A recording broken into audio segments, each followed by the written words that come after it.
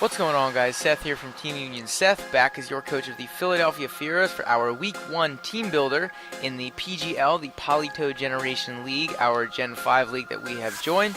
So as you guys know, if you guys watch the draft analysis, I have a team of Landers, Therian Form, Ferrothorn, Kyurem, Reuniclus, Emboar, Blastoise, Weezing, Sawk, Raikou, Zoroark, Registeel, and Miltank.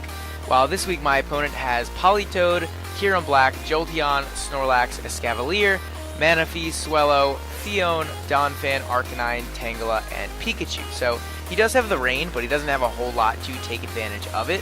So obviously the Politoed does set up the rain, but the only mons he really has that can benefit a whole lot from the rain are the Manaphy and the Phione. Obviously the Escavalier is not as weak to fire with the rain. Obviously Jolteon can run things like Thunder, Pikachu can run Thunder, and Tangela is not as weak to fire. But other than that, he doesn't have any Swift Swim users. He doesn't really have any super spammable water types. So definitely something to note there. So I do think he's gonna bring rain, but I don't think he's going to be able to abuse it very well. Now, obviously, his two main threats are the Manaphy and the Kyurem-Black. Kyurem-Black is terrifying. I don't have anything that can really switch it easily to it, so I kind of have a few checks. I don't exactly really have a counter to it, so we're going to have to work around that thing a little bit. It can be scary. We might have to end up sacking some mons so we can get some of our more offensive mons in. Jolteon can be a little bit scary, volt switching around on my team. I do have the Landorus to stop it from volt switching, but it most likely will have the HP Ice, so I have to be very careful of that. Snorlax I'm not too concerned about. I don't really see him bringing the Snorlax, considering I have Ferrothorn and Landorus, and even a Weezing, and a Registeel, so I have a lot of things that can counter it. Escavalier, same thing. It could come. Banded Escavalier actually 2 KOs fully defensive Ferrothorn, so that could be a little bit scary, so I could see that thing coming. Manaphy is always a threat. Swellow's super fast. It outspeeds my entire team, so that could definitely be an option for him. Phione, I don't really see him bringing because he has the Manaphy, and why would you bring a Phione over a Manaphy? Donphan could potentially come to stop my volt switching with Raikou, and it has an okay matchup against other things like the Weezing and the Sawk and some of my more physical mons.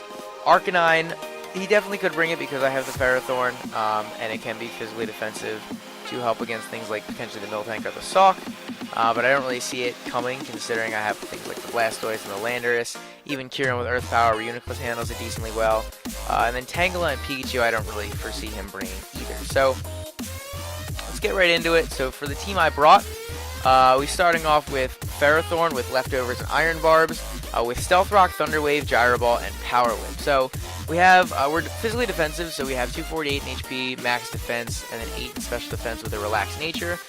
Physically defensive for the Snorlax, the Escavalier, and potentially the Swellow. The Escavalier, like I said, it 2 KOs us if he's choice banded, even with the set with Mega Horn, but 1, he'd have to hit 2 Mega Horns, and 2, he'd have to be banded to do that anyway. So this thing can also help check his Kyurem-Black, so we do take, we're not O-Code, or we don't take a ton from like Fusion Bolt or Ice Beam or Earth Power, so we can check it a little bit. So if we bring this in on a clean switch, we can paralyze it with a Thunder Wave, we can go for a Gyro Ball, we can potentially set up rocks. And then rocks are actually very, very important this week in this matchup. So definitely want to make sure we try to get those up. I'm thinking about leading with this thing to try to get the rocks up, but we'll see what happens in the match. So next up we have Thor, our Raikou with the Leftovers and Pressure. We are running a sub-calm mindset this week with Thunderbolt and Aura Sphere. Let me change this. It's gotta be Rash. So we have max special attack and max speed. This speed allows us to outspeed the Manaphy no matter what. So we are just above that Manaphy by 1, and then we're able to run plus special attack nature, which is awesome. So this thing is definitely to set up in the late game. It can do a number to his team. It beats things like Politoed and like Kyurem, and mainly just to set up a sub if I can, and then start Calm Minding up and beating his team. This also serves as a decent check to his Manaphy, because he's not going to want to stay in, so I could potentially get up a Calm Mind or a sub on a switch, and then just start setting up even more from there. So I'm really excited about this set. I think it's going to be able to put in work against his team. Next we have our Miltank with another Leftovers user and Thick Fat. with Body Slam, Hammer Arm, Thunder Punch, and Milk Drink. This is our main check to the Kyurem. So we have 248 in HP, 8 in defense, and max special defense with a careful nature. Again, this is our main check to the Kyurem. Body Slam is just for stab and for getting potential paras on something. Hammer Arm is mainly for that Kyurem and potentially for the Snorlax. We do about 30 to 36% to the Kyurem if he's offensive with the Hammer Arm. And Thunder Punch is there for things like the Manaphy and the Politoed. Then we have Milk Drink, so we don't take 50% from Ice Beam or from Fusion Bolt. So we can come in, switch in on one of those, get a Milk Drink up as he goes for another one, and then just potentially start to stall him out enough to the point where we can start going for Hammer Arms or Body Slams, potentially try to paralyze him or just start knocking him down, knocking his health down, and then beat him from there. So it is going to be a little bit tough, but this is our main check for that Kyurem.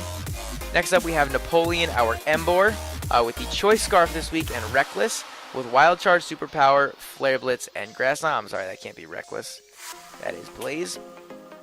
Wild Charge, Superpower, Flare Blitz, and Grass Knot, with 252 in attack, 40 in special attack, and 216 in speed with the Lonely Nature, so plus attack minus defense. This allows us to outspeed, I believe, let me go back to his team. It allows us to outspeed the Swellow. Yeah, that's what it is. No, not the Swellow. We can outspeed Jolteon or Swellow, that's what it was. So we outspeed the Manaphy. Yeah, we outspeed the Manaphy with the Scarf. Then we just have max attack just for hitting as hard as we can. And then the extra special attack is to help do more damage to the Donphan with the potential Grass Knot.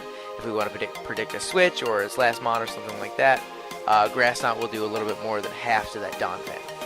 Next up we have our Landorus Therian, another Scarf user, so we're running double Scarf this week with Intimidate, U-Turn, Earthquake, Superpower, and Explosion. U-Turn just for general momentum.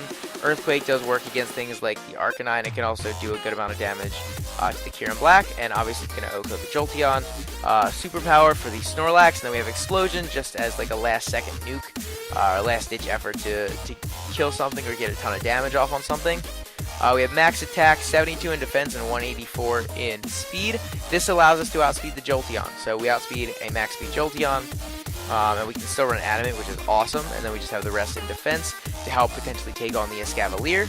Like I said, Banded Escavalier does 2 KO Ferrothorn with the Mega Horn, so I'd rather switch into my Landorus, get off the Intimidate, take a resisted Mega Horn, and potentially fire off something off of that. Last but not least, we have Leonardo, our Blastoise, with the Leftovers and Rain Dish. So I do expect him to bring Rain, and Rain Dish is going to give us an extra, what was it, 6%? 1/16. So it gives us 1/16 of our max HP each turn, plus the Leftovers, so it's going to be a lot of recovery. That's funny, we're running 2 Scarfs and 4 Leftovers. Only 2 items this week. But anyway, we have Rapid Spin, Scald, Toxic, and Roar. Rapid Spin to keep rocks off my side of the field. Scald just for general stab and to potentially get some burns on something. Toxic is going to be really nice for his team. Things like the Donphan, potentially the Kyurem. And the Snorlax will be nice. And then Roar, in case that Manaphy wants to start setting up, we can roar that thing out of there. So this is our main check for the Manaphy. We have 248 in HP, max special defense, and 8 in special attack with the Calm Nature. Again, this is our main check for the Manaphy. So if it does start to set up, we can roar it out. We can Toxic it. We can potentially Scald it even. So looking forward to this match. As I talked about a little bit in the draft analysis, I'm not super familiar with 5th Gen. I played through 5th Gen. I love 5th Gen. I know the Mons, but I'm not super familiar with the competitive aspect, the sets, and what's generally run, the meta in general. So as I start to learn and play a little bit more, these sets will start to get a little bit more complicated, a little bit more thought out. But for now, I just wanted to keep things basic, keep things with what I know, and we'll see how it goes. So let me know what you guys think in the comments down below. Is there anything you would change about the team? Anything you think I could do differently? But other than that, don't forget to leave a like and subscribe, and I will see you guys in the next one.